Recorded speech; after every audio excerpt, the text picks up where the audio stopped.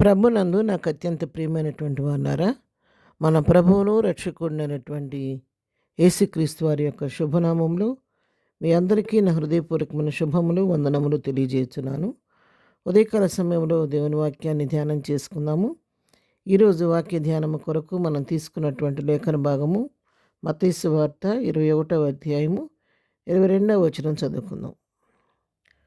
మీరు ప్రార్థన చేయనప్పుడు వేటిని అడుగుదురో అవి దొరికినవని నమ్మిన యెడల మీరు వాటినన్నిటినీ పొందుదురని వారితో చెప్పాను.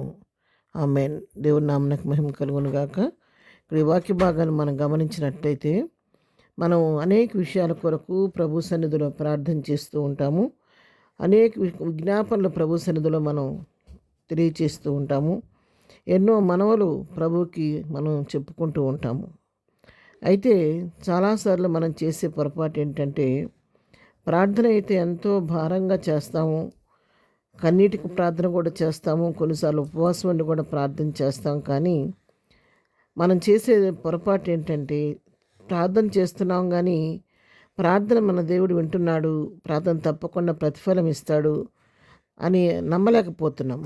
ఆ నమ్మిక లేకపోవటం వలన మనం కొన్నిసార్లు ప్రార్థనకు జవాబు మనం పొందలేకపోతున్నాము.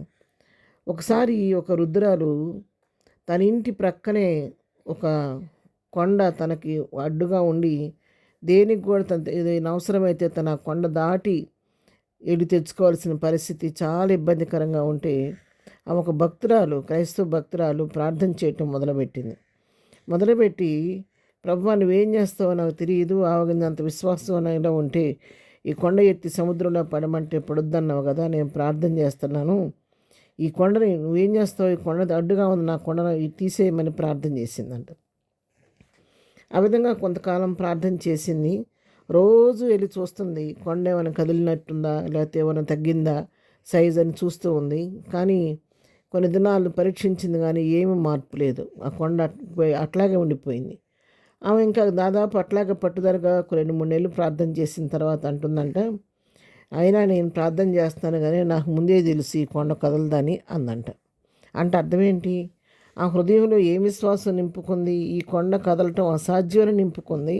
నోటితో మాత్రం, పెదవులతో మాత్రం ప్రార్థన చేస్తూ ఉంది ఈ కొండ కదలాలని. అలాంటి ప్రార్థన మనం చేస్తే దానికి ప్రతిఫలాన్ని మనం పొందకూడదు. అందుకే ఇక్కడ వాక్యం మనకు తేటగా మాట్లాడుతుంది. మీరు దేని గురించి అన్నా ప్రార్థన చేస్తున్నప్పుడు, వేటిని గురించి అడుగుతున్నప్పుడు నమ్మిక ఉండాలి మనలో. ఇవి దొరికినవి తను ఇచ్చేసాడు, నాకు నేను పొందుకున్నాను, నా ప్రార్థనకు జవాబు వచ్చిన నమ్మిక మనలో ఉంటే తప్పకుండా వాటిని మనం పొందుకుంటామన్న సత్యాన్ని ఇక్కడ మనం తెలుసుకుంటూ ఉన్నాం. పిల్లారా, మనం కూడా మన అనేక విషయాల కొరకు ప్రార్థన చేస్తూ ఉంటున్నాం కదా.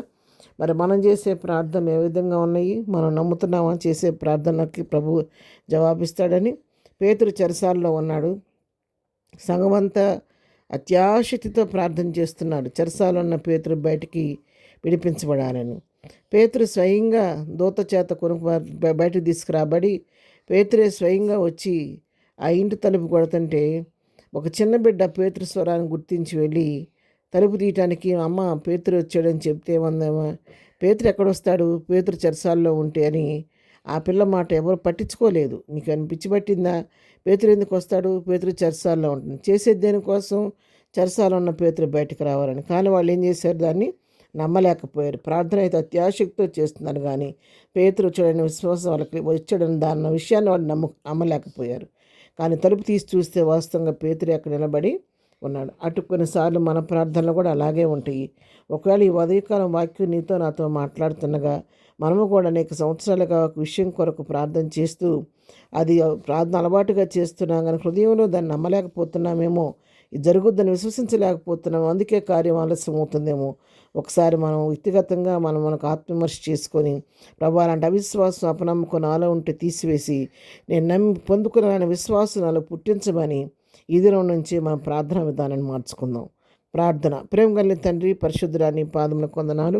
మేము వేటి గురించి అడుగుతున్నామో ప్రార్థిస్తున్నాము, వాటిని పొంది ఉన్నామని విశ్వాసం, నిరీక్షణ మాలో పుట్టించండి. అటువంటి విశ్వాసంతో నీ దగ్గర నుంచి అడిగి పొందుకునే అనుభవంలోకి మమ్మల్ని నడిపించండి.